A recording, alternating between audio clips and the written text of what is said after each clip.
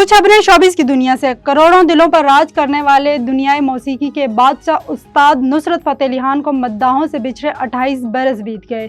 नुसरत फतेह अली खान ने फन कवाली को नई जहत दी, अपने मुनफरिद अंदाज गायकी से आलमगीर शहरत हासिल की और गिनीज बुक में नाम दर्ज करवाया।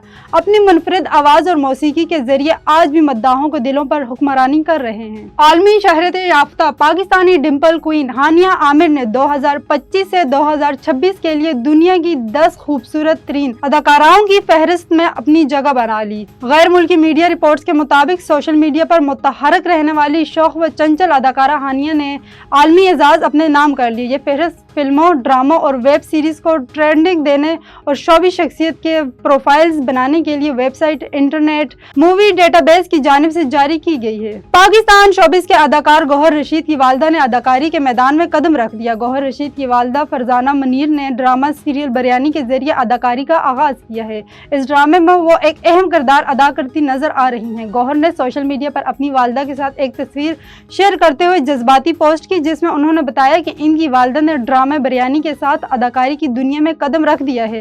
वो और उनकी अहलिया अदाकारा कुबरा खान शूटिंग के पहले रोज जल्दी उठकर अपनी वालदा को सेट पर छोड़ने गए।